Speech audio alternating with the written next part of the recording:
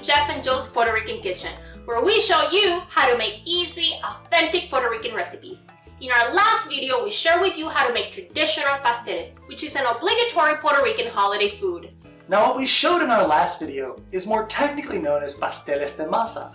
And while this is the most common type of pastele, it's not the only one.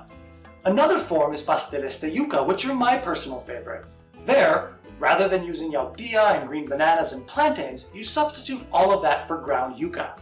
Also, a few weeks ago, we shared with you a great recipe for how to make vegetarian pastelón de maduros, and we got a lot of wonderful feedback from all of you. So in order to expand our options for those vegetarians out there, we want to share with you a recipe for vegetarian pasteles. So instead of filling it with the traditional simmered chicken or pork, we're going to do it with Beyond Meat. And that's a great thing about pasteles, they're very versatile. In our last video, we showed you how to do one dough and one filling, and in this video, we're going to show you another dough and another filling, but you can mix and match however you want. It's all up to you. So let's get cooking!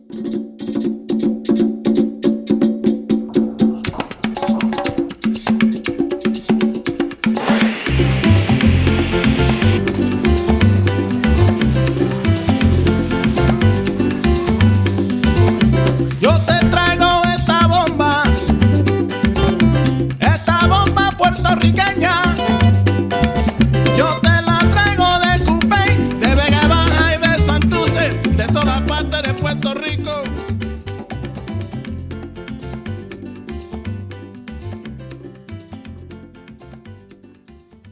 In our earlier video, we showed everyone how to make traditional pasteles de masa.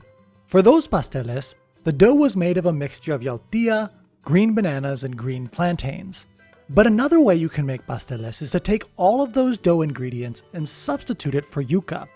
These pasteles, aptly known as pasteles de yuca, are also very popular during the holidays, and some, like myself, might even prefer them.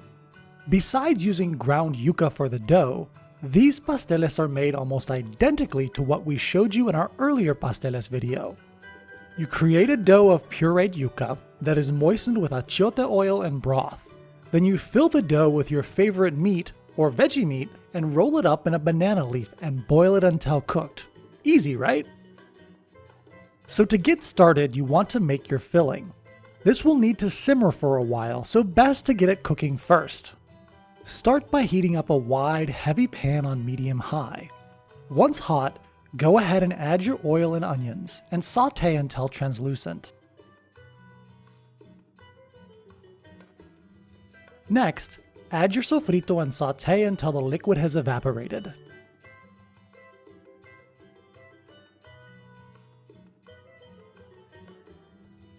Now add your meat. As we discussed in the intro, here we are using Beyond Meat's plant-based ground beef in order to show everyone how to make vegetarian pasteles. This is a great option for anyone who wants to reduce their consumption of animal products, but can be easily substituted for other meat options. In our pasteles de masa video, we showed people how to do a beef filling using cubed chuck.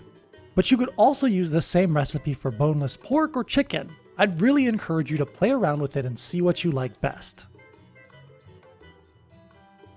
Once your meat has browned, go ahead and add your tomato sauce, your olives, your sazon, your adobo, and your oregano. Then sauté all of this for 2 to 3 minutes.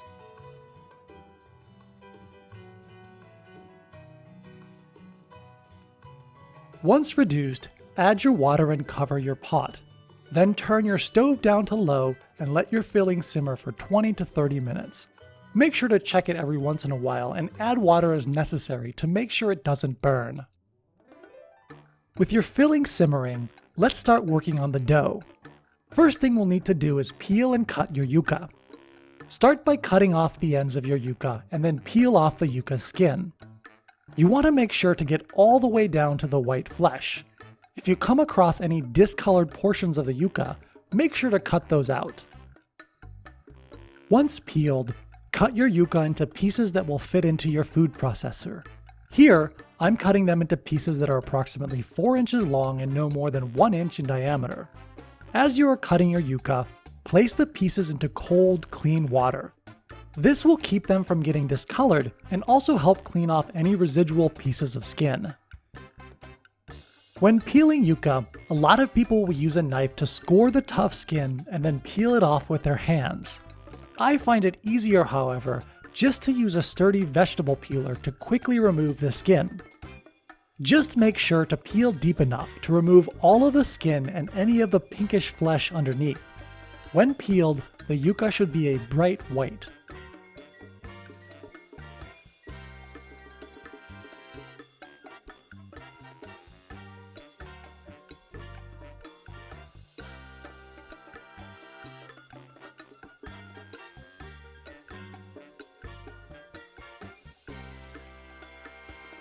With your yuca peeled, let's go ahead and turn it into a puree. Start by shredding your yuca in a food processor. Just install the shredding disc, then proceed to process all of your yuca pieces. As you add your yuca, try to shake off any residual water so your dough isn't too wet.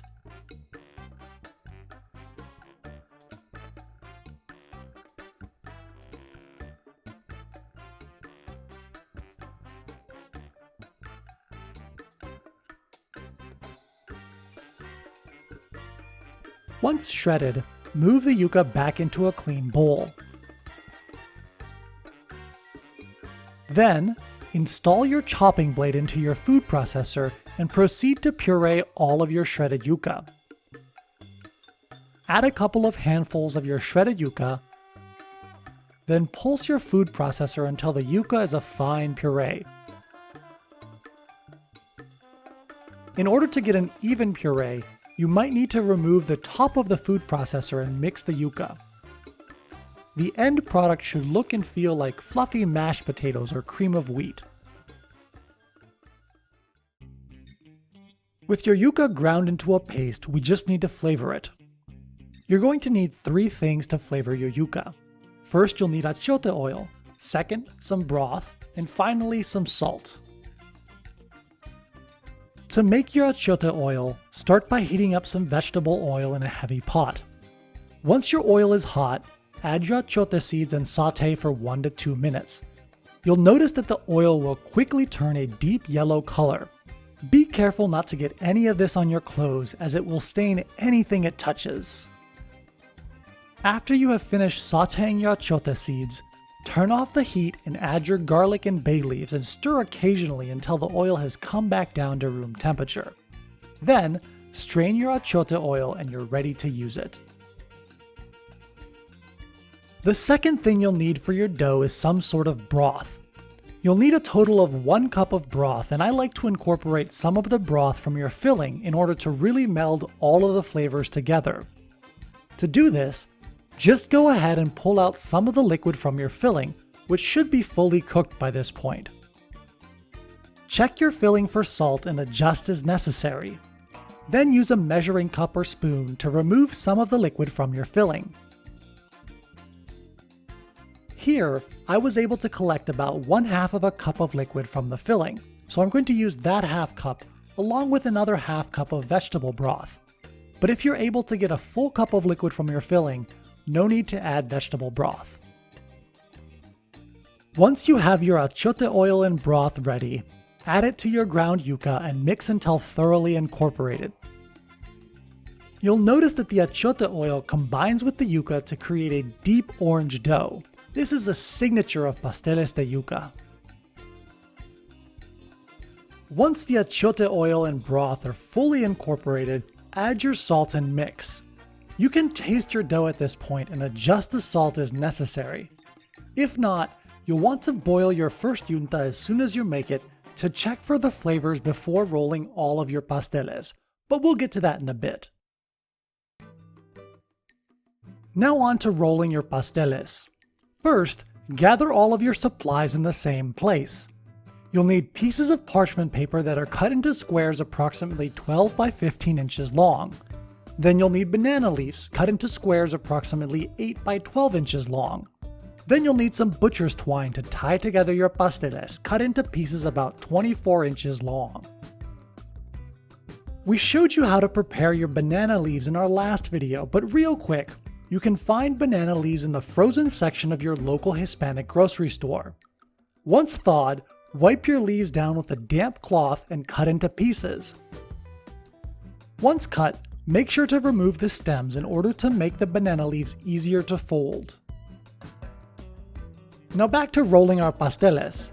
First, brush your banana leaf with achiote oil in a rectangle approximately 5 by 7 inches long.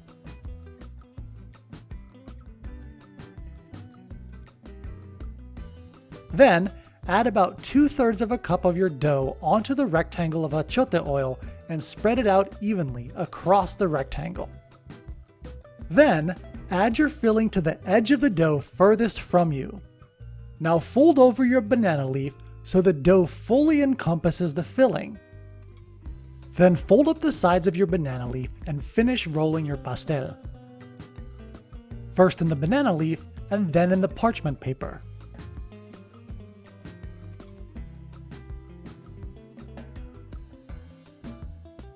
Once your pastel is rolled, press it down to make sure it's evenly distributed throughout the banana leaf, then set it aside. Now let's repeat the process with a second pastel.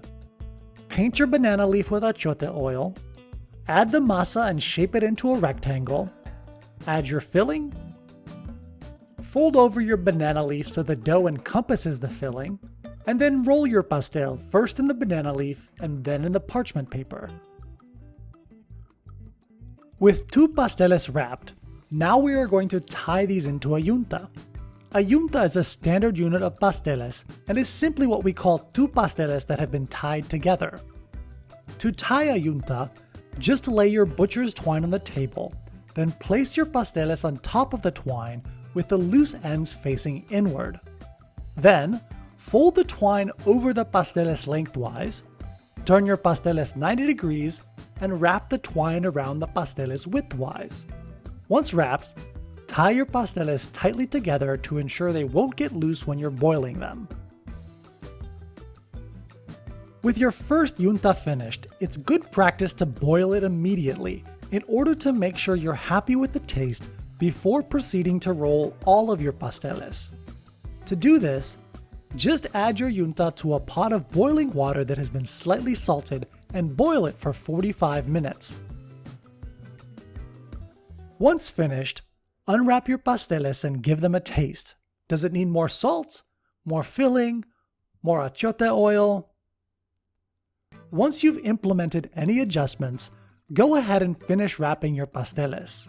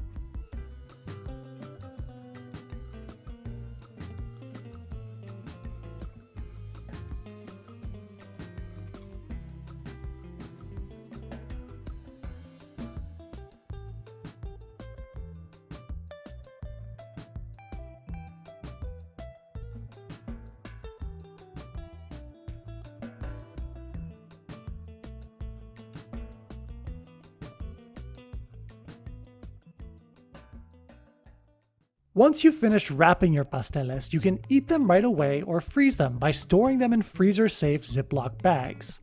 If you eat your pasteles right away, you'll only need to boil them about 45 minutes. But if you freeze them, you'll want to cook them about twice as long after taking them out of the freezer to make sure that they have plenty of time to heat up.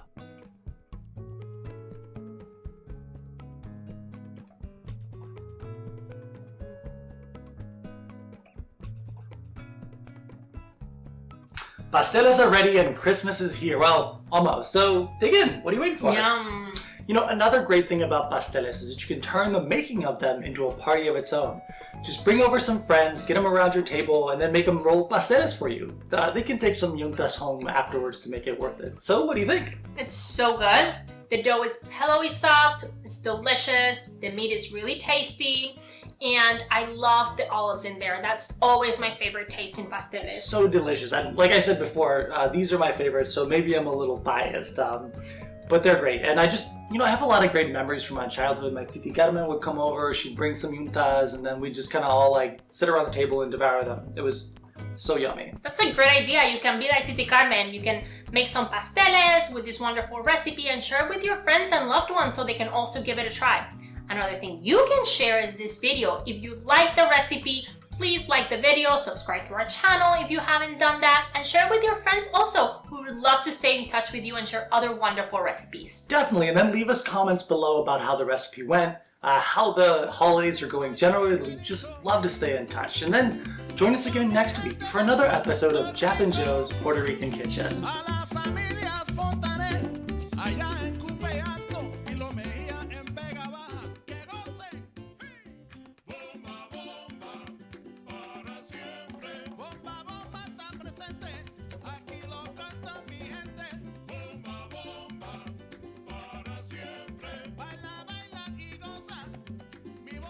Puerto Rican.